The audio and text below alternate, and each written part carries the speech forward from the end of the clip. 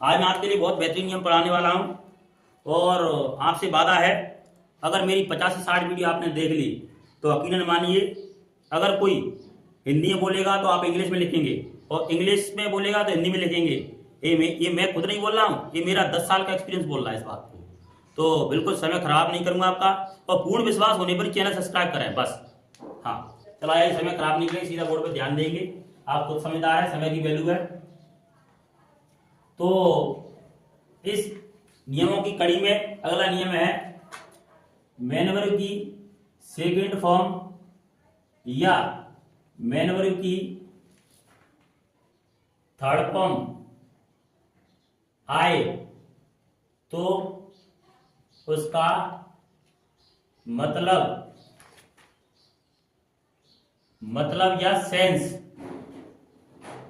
या सेंस, इसी को भाव बोल देते हैं। भाव को पास्ट में निकालें या गुजरे हुए पल में निकालें। मैनवर्ब की सेकंड फॉर्म और थर्ड फॉर्म आने पर इसका मतलब पास्ट में निकालें, अर्थात गुजरे हुए पल में निकालें, अच्छा, गुजरा हुआ पल क्या होता है? जो आज है ना वो हो जाएगा कल, और वही कल का क्या हो जाएगा? वही गुजरा हुआ हो जाएगा पल। हाँ, चलो आ जाइए। या मैनवर्ब की सेकंड फॉर्म या मैनवर्ब की थर्ड फॉर्म आने पर मैनवर्ब को भूतकालिक कर देंगे। एग्जाम्पल लेते हैं, और दोस्तों आपको बता दूं मैं आराम से पढ़ाऊंगा, आप बेफिक्र रहना। और एक एक शब्द मेरा बहुत इंपॉर्टेंट है, क्योंकि ये नियम ना तो आपको यूट्यूब में मिलेंगे ना किसी किताब में मिलेंगे। ये मेरा 10 साल का एक्सपीरियंस है और मैं अपने 10 साल के एक्सपीरियंस को पढ़ा रहा हूँ, क्योंकि मैंने बहुत से बच्चों को, हिंदी मीडियम वाले बच्चों को इंग्लिश में तब्दील कर चुका हूँ, और ये मेरे नियम पढ़ाए हुए पूरी तरह से एक संजीवनी बूटी की तरह कार्य किया है इन्होंने। हाँ, संजीवनी बनने का काम किया है। चलो आ जाइए, बोर्ड पर ध्यान दें, फालतू इधर उधर ना ज्ञान दें। एग्जाम्पल लेता हूं, जैसे लाभ मतलब क्या होता है? हंसना। अगर इसकी सेकंड फॉर्म देखते हैं तो लाभ, और थर्ड फॉर्म क्या होती है? थर्ड फॉर्म भी यही होती है, लाभ। अच्छा, लाभ ये फर्स्ट फॉर्म हो गई, ये सेकंड हो गई, ये थर्ड हो गई। अब देखिए कि लाभ मतलब होता है हंसना, लेकिन लाभ लेने का सेंस क्या निकालेंगे? तो मैंने आपको पहले ही बता दिया है, सेकंड फॉर्म थर्ड फॉर्म आने पर उसका मतलब या भाव पास्ट में निकालें या अथवा गुजरे हुए पल में निकालें, या क्रिया को भूतकालिक कर देंगे। तो मैं ऐसा भाव प्रकट करूंगा इसमें हंसना में कि आप ये समझने लग जाएंगे, आपके अंदर ये भाव प्रकट हो जाएगा कि पास्ट में ही बोल रहे हैं बात को सर। तो देखिए, हंसना क्या करूंगा? हंसा मतलब हंसा, हंसी, हंसे, यानी कि वो लड़की हंसी। अब तो हंसी नहीं है, पास्ट में हंसी होगी, यानी कहने का मतलब ये पास्ट का भाव ऑटोमेटिक क्रिया में देना पड़ेगा, अर्थात क्रिया को क्या करना पड़ेगा? भूतकालिक करना पड़ेगा। चलो मैं कर देता हूं, हंसा, हंसी, हंसे। एक और बात बता दूं, यहां पर जो आ की मात्रा है, यहां पर इसमें ई की जो मात्रा है वो एक ही मात्रा है। तो ये बताती है आ की मात्रा कि जब सब्जेक्ट आपका अगर सब्जेक्ट या ऑब्जेक्ट, क्यों कभी कभार क्या होता है कि जब सब्जेक्ट के साथ नेकारक चिन्ह ले लेते हैं हिंदी में, तो क्रिया सब्जेक्ट के अकॉर्डिंग ना चेंज होकर के कर्म के अकॉर्डिंग चेंज होती है, अर्थात ऑब्जेक्ट के हिसाब से चेंज होती है। तो मैं वही बता रहा हूं, सब्जेक्ट ऑब्जेक्ट होने पर तो वहां पर अगर आपका पुल्लिंग है तो हम हंसा लेंगे, ठीक है, और स्त्रीलिंग है तो हंसी लेंगे। और अगर कोई बहुवचन है सब्जेक्ट ऑब्जेक्ट की जगह पे, और सब्जेक्ट की जगह पे अगर नेकारक चिन्ह है तो ऑब्जेक्ट के हिसाब से चेंज होती है क्रिया, ठीक है। अगर सब्जेक्ट के यहाँ पर ने कारक चिन्ह नहीं है तो क्रिया किसके साथ से चेंज होगी? ये क्रिया क्या है? ये वर्ब, हिंदी में इसको क्रिया बोल देते हैं। तो ये किसके साथ चेंज होगी? मतलब क्या बताया मैंने, सब्जेक्ट के साथ ने कारक चिन्ह होने पर क्रिया किसके अकॉर्डिंग चलेगी? ऑब्जेक्ट की। अगर ऑब्जेक्ट की जगह पर पुल्लिंग है तो असा लेंगे, स्त्रीलिंग है तो असे लेंगे, बहुवचन है तो असे लेंगे। ठीक है। अगर मान के चलो कि सब्जेक्ट के साथ ने कारक चिन्ह है नहीं है, अर्थात विथआउट कारक चिन्ह है, तो क्रिया किसके हिसाब से चेंज होगी? सब्जेक्ट के हिसाब से। तो सब्जेक्ट अगर आपका स्त्री पुल्लिंग है तो असा लेंगे, स्त्रीलिंग है तो असी लेंगे, और बहुवचन है प्लूरल है तो वहां पर हंसे लेंगे। कुछ हिंदी के कॉन्सेप्ट डालकर भी हम इंग्लिश को हिंदी में कन्वर्ट कर सकते हैं। तो थोड़ा टाइम जरूर लगेगा लेकिन आपको प्रॉपर समझ में आएगा। अगर आपको ये बात समझ में नहीं आई है तो कुछ एग्जाम्पल से मैं बाद में भी समझा दूंगा, यहाँ पर नियम भी लिख दूंगा। चलो आ जाइए। अब बात आती है कि सर आपने तो ये एक आप करेंगे प्लूरल, अब आपको पता है कि सर एक बात बताओ, आपने तो कन्वर्ट कर दिया था 80-80, लेकिन हम अदर स्टेट के स्टूडेंट है, जैसे मान के चलो कि मध्य प्रदेश में, अपने पूरे मध्य प्रदेश में हिंदी बोली जाती है, कहीं दूसरा अदर स्टेट है तो वहां पर हिंदी, इंग्लिश को हिंदी में कैसे कन्वर्ट करेंगे? उनको थोड़ा हिंदी में कम ज्ञान देता है। तो आ जाइए, आप बेफिक्र रहें, आप मेरे चैनल से जुड़े हुए हैं। तो ट्रिक्स मानो या मेथड मानो। तो पहला मेथड है मेथड फर्स्ट। तो मैं एग्जाम्पल के माध्यम से बताऊंगा। जैसे फाइट मतलब क्या होता है? लड़ना। क्या होता है? लड़ना। अगर इसमें से ना हटा देता हूं, ना इसमें क्या है? प्रत्यय। अगर ना प्रत्यय हटा देता हूं तो क्या होता है? लड़ बन जाती है। प्रत्यय की इंग्लिश क्या होती है? सफिक्स होती है। अगर मैं से लड़ना में से ना सफिक्स हटा देता हूं तो लड़ बन जाती है। जी क्या बन जाती है? ये है, ये धातु बन जाती है। इसी को रूट बोल देते हैं। हाँ, तो धातु बन जाती है। अच्छा, जो धातु क्या होती है? तो क्रिया का जो मूल रूप होता है, यानी जहां से क्रिया उत्पन्न होती है, वही क्या होती है? धातु होती है। अच्छा, धातु में या क्रिया का मूल रूप क्या है? धातु है। और इसमें ना प्रत्यय जुड़ेंगे तब ये क्रिया बनेगी, अर्थात वर्ब बन जाती है। तो क्रिया के मूल रूप को हम क्या बोल देते हैं? क्रिया का मूल रूप कहां से उत्पन्न हुई? यहाँ से क्रिया ना चल लगा करके पीछे प्रत्यय। हाँ, तो क्रिया के मूल रूप को क्या बोल देते हैं? धातु। ये थोड़ी हिंदी की बात है, छोड़ो। तो आपको एक बात बता दूं, अगर कोई शिक्षक आपको इंग्लिश पढ़ा रहा है और आपको इंग्लिश से हिंदी में तब्दील करना सिखा रहा है तो पूरी तरह से वो कन्वर्ट नहीं कर सकता। लेकिन कोई शिक्षक हिंदी इंग्लिश दोनों पढ़ा रहा है तो समझ जाइए कि आप वो तरीके से कन्वर्ट कर देगा। हाँ, तो बोर्ड पे ध्यान दें। फाइट मतलब लड़ना या लड़। ठीक है, अब हम समझ में आ गया। मैं यहाँ से, तो यहाँ पर देखो, लास्ट अक्षर पर देखो यहाँ पर कि यहाँ पर कोई मात्रा नहीं है, अर्थात यहाँ पर मात्रा रहित है। तो मात्रा न हो, मात्रा ना हो, तब हम कौन सा नियम लगाएंगे? मात्रा ना हो तो आप ये लड़ धातु है ना, इसके साथ आ, हुई, ई और ए की मात्रा लगाएंगे। क्या समझ में आया? जोड़ते हैं, क्या करेंगे? लड़ा, फिर लड़ी और लड़े। क्या समझ में आया? कुछ एग्जाम्पल और लेंगे। जैसे कीप मतलब क्या होता है? रखना। तो यहां पर क्या आ जाएगा? रखना। नाक से हटा देता हूं तो रख हो गया, और रख में कोई मात्रा नहीं है यहाँ पर तो क्या आ जाएगी? रखा, रखी और रखे। आपको समझ में आ गया होगा। कुछ एग्जाम्पल और ले लेता हूं। जैसे फिलाई में होता है, क्या होता है? उड़ना, उड़ाना भी होता है। उड़ाना दूसरे नियम बताऊंगा आपको, दूसरा मेथड उसमें बताऊंगा उड़ाना की कैसे करेंगे। तो उड़ना की क्या करेंगे? यहाँ पर उड़ा, क्या बन जाएगा? उड़ा, उड़ी, उड़े। क्या समझ में आया? मैं डायरेक्ट बता सकता हूँ आपको, अगर आपको ये समझ में आ गया होगा है। अब मैं डायरेक्ट बताऊंगा इस मेथड को कुछ एग्जाम्पल के माध्यम से।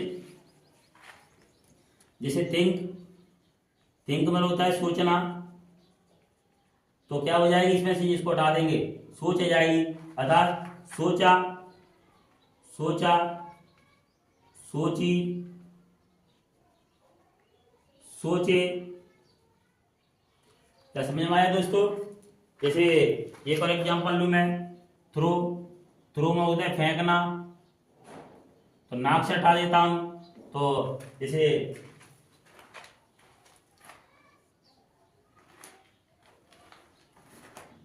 इसकी फॉर्म बता देता हूं आपको। थिंक की आ गई थॉट, और थॉट इन थॉट, थॉट का मतलब क्या, सोचा, सोची, सोचे, यानी कि कौन सी फॉर्म है, सेकेंड की कौन सी फॉर्म है, थर्ड फॉर्म।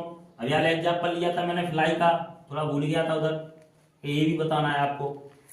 फ्लाई में होता है, क्या होता है, उड़ना, उड़ना, तो उड़ा, उड़ी, उड़े, ये किसका सेंस रहेगा, फ्ली और फ्लोन, ये दोनों का सेंस क्या निकलेगा, उड़ा, उड़ी, उड़े, क्योंकि कौन सी फॉर्म है, सेकंड फॉर्म और थर्ड फॉर्म। चलो आइए इस एग्जाम्पल को देखते हैं, अब आपको अच्छी तरह समझ में आ गया होगा। एग्जाम्पल लेते हैं, फेंकना, इसकी क्या आ गई, थ्रू और thrown, through, through, throw, through, thrown, तो फेंका, इन दोनों को क्या मतलब लेगा, फेंका, फेंकी और फेंके। समझ में आया दोस्तों? कुछ एग्जाम्पल और ले लेते हैं। सी मतलब क्या होता है, सी मतलब देखना, सी की, सी, सो, सी, इनका मतलब क्या निकलेगा, देखा, देखी, देखे, ये नियम फॉलो होगा, मात्रा नहीं है इनके बीच, अगर इसको हटा देंगे देख, तो देखा, देखी, देखे। क्या समझ में आया दोस्तों? जैसे रन, रन, रैन, रन, रन, रैन, रन, तो यहां पर देखो इन दोनों का मतलब, रन में होता है दौड़ना, दौड़ा, दौड़ी, दौड़े, क्या अर्थ निकलेगा, दौड़ा, दौड़ी, दौड़े। जैसे बिकम, बिकम की क्या आई, बिकेम और बिकम, बहुत एग्जाम्पल ले सकते हैं, पूरी डिक्शनरी भरी पड़ी हुई है वर्गों से।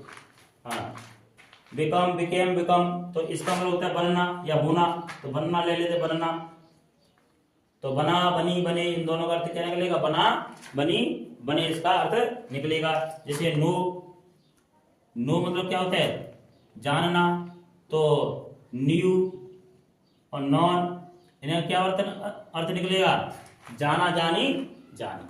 शायद आपको ये नियम मेथड फर्स्ट समझ में आ गया होगा। क्या बताया कि अगर इसमें ने प्रत्यय गायब कर दिया तो लड़ यहाँ पर धातु बन जाती है। धातु क्या होती है, क्रिया के मूल रूप को धातु कहते हैं, जहां से क्रिया उत्पन्न होती है। अगर यहाँ पर धातु के पीछे अक्षर मात्रा न हो तो उसमें आ, ई, ए जोड़ करके क्रिया को भूतकालिक अर्थात पास्ट में बदला जाता है।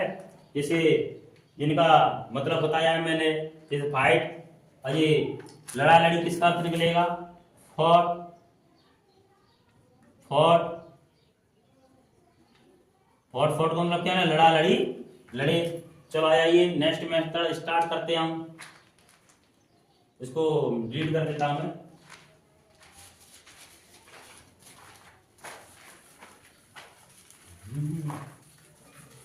चलो आइए सेकंड मेथड कि क्रिया को भूतकालिक कैसे करते हैं। फर्स्ट मेथड तो मैंने बता दी है, सेकंड में देखो मैं एग्जाम्पल लूंगा, क्योंकि थोड़ी से कुछ नहीं होता, एग्जाम्पल जितने लूंगा उतना बेहतरीन समझ में आएगा। जैसे ग्रो, ग्रो मतलब क्या होता है, मैं एक अर्थ ले लेता हूं, ग्रो मतलब उगाना, अर्थ ले लिया, उगाना ले लिया, ग्रो मतलब उगाना या उप जाना भी होता है, ठीक है। हाँ, तो मैं उप जाना भी ले सकता हूँ, उगाना भी ले सकता हूँ।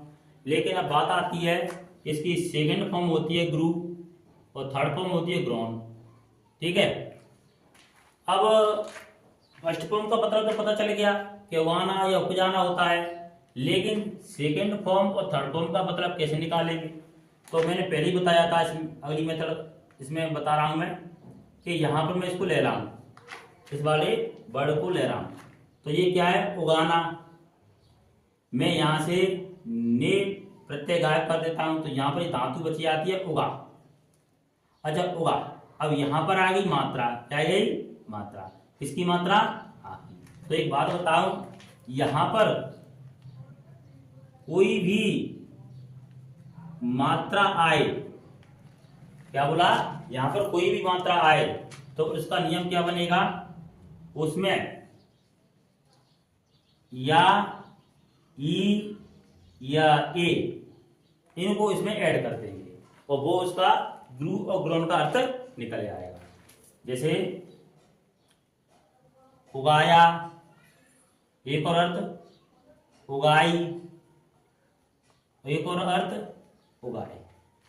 तो ग्रीव और ग्रोन का अर्थ क्या निकला, उगाया, उगाई, उगाए। क्या समझ में आया। नेक्स्ट नियम क्या है, मेथड क्या है कि अगर कोई मात्रा आती है लास्ट में, तो कोई भी मात्रा आए तो या ई एक जोड़ देते हैं। कुछ एग्जांपल और ले लेता हूं। जैसे मेक, मेक मतलब क्या होता है, बनाना। इसका अर्थ निकालेंगे, बना। तो बना, आ की मात्रा आ गई, तो आ की मात्रा आएगी तो इन्हें जोड़ दो। मैंने बोला था अगर कोई मात्रा नहीं है तब तो आ ई ए की मात्रा जोड़ो, अगर कोई मात्रा आए तो या ई ये जोड़ करके हम क्रिया को भूतकाल करते हैं, अर्थात सेकंड और थर्ड फॉर्म का मतलब निकालते हैं। चलो आया, ये क्या अर्थ निकलेगा, बनाया, बनाई, बनाए। और दोस्तों इनको क्यों बता रहा हूं आपके लिए, आपको अगर बेहतरीन प्रैक्टिस हो जाएगी तो मैं बता रहा हूं, उसको पहचानने की तरह जरूरत नहीं है, आप ऑटोमेटिक पहचान जाएंगे, आपको हैबिट हो जाएगी। लेकिन शुरुआती स्टेज में मुझे बताना पड़ेगा क्रिया को किस तरह भूतकालिक करते हैं। हाँ, कईयों प्रकार से क्रिया भूतकालिक होती है। तो क्या अर्थ निकला, बनाया, बनाई, बनाए। जैसे टीच, अब जिसके बनाया, बनाई, बनाए किसका अर्थ निकलेगा, मेड। थर्ड फॉर्म भी मेड, इन दोनों का अर्थ क्या निकलेगा, बनाया, बनाई, बनाए। टीच, टीच में होता है पढ़ाना या सिखाना, पढ़ाना या सिखाना, यह अर्थ निकलेगा। अब देखो मैं एक अर्थ ले रहा हूं यहां, पढ़ाना। तो पढ़ा निकली, वो या की मात्रा आ गई, तो आ ई ए जोड़ देते हैं, पढ़ाया, पढ़ाई, पढ़ाए। अच्छा ये किसका मतलब है, टॉट, टॉट, टॉट। ये इनका अर्थ क्या है, पढ़ाया, पढ़ाई, पढ़ाए अर्थ निकलेगा। क्या समझ में आया दोस्तों। चलो कुछ एग्जांपल और ले लेता हूं इनको डिलीट करके। तो कुछ एग्जांपल और ले लेता हूं दोस्तों। जैसे गिव, गिव मतलब क्या होता है, देना। मैंने बोला नाक से हटाओ तो दे आ गया, अर्थात क्या है, मात्रा आएगी। मात्रा आएगी तो मैंने आपसे पहले ही बोला, अभी क्या जोड़ेंगे, या ई तो ए, तो दिया, दे और दे। एक बात बताओ, दिया, दे, दे, ये हिंदी में सुना नहीं है, तो यही किस में तब्दील हो जाएंगे, दिया, दी और दिए। कभी कभार दिए को इस तरह भी लिख देते हैं, दिए, तो ये भी सही है और ये भी सही है, दोनों सही है। क्या समझ में आया। अच्छा ये गिव मतलब होता है देना, तो जी कौन कौन से फॉर्म का मतलब होगा, दिया, दी, दिए, ये होगा सेकंड फॉर्म, गेव और गिवन का अर्थ होगा। ठीक है, अगला देखते हैं टेक। टेक मतलब क्या होता है, लेना, अर्थात ये किसमें चेंज हो जाएगा, ले में। तो वही अर्थ जैसे ऐसे बनेगा, तो उनका अर्थ क्या है, लिया, ली और लिए। ये किस फॉर्म का मतलब होगा, टेक की। तो ये टुक और टेकन, इन दोनों को मतलब क्या है, लिया, ली, लिए। According to subject, according to object हम क्या इनको फिलअप कर देंगे। चलो आ जाइए, एक और एग्जांपल है। डू मतलब क्या होता है, करना। तो यहां पर कर क्या गया, कर। तो डू का हम दो तरह से यूज कर सकते हैं, और ऐसा नहीं है कि एक ही वर्ब पर एक ही नियम कार्य करे। एक ही वर्ब पर जो मैं 4 नियम बताऊंगा, चारों भी काम कर सकते हैं। आपको चेक करके देखना है, कोई एक नियम सेट कर लो, अगर उसे अगर आपकी क्रिया भूतकाल में हो गई वही सही है। क्या समझ में आया? उसको संसार में कोई गलत करने वाला नहीं है, पूरे हिंदुस्तान में कोई गलत नहीं करेगा। हाँ, जैसे इस पे पहला नियम हो रहा है कर, तो यहां पर करा, करी, करे, मैंने ये काम करा, उसने ये काम करी है। तो इस तरह ये नियम सेट होंगे। बेस्ट चॉइस तो ये है, लेकिन कभी कभार क्या है कि ये इसका क्या निकलेगा, किया, की, किए, ये अर्थ निकलेगा। क्या समझ में आया दोस्तों? क्योंकि एक ही वर्ब पर पहला, दूसरा, तीसरा, चौथा, आगे मैं 2 नियम और कराऊंगा, वे भी सेट होंगे, जिससे ये भी सही है और ये वाला भी सही है। आपको उचित लगे वो वाली नियम इसमें से ले लेना है। अच्छा, ये किसका मतलब होगा? डू, डिड और डन। अच्छा, सेकंड और थर्ड फॉर्म का मतलब ये निकलेगा।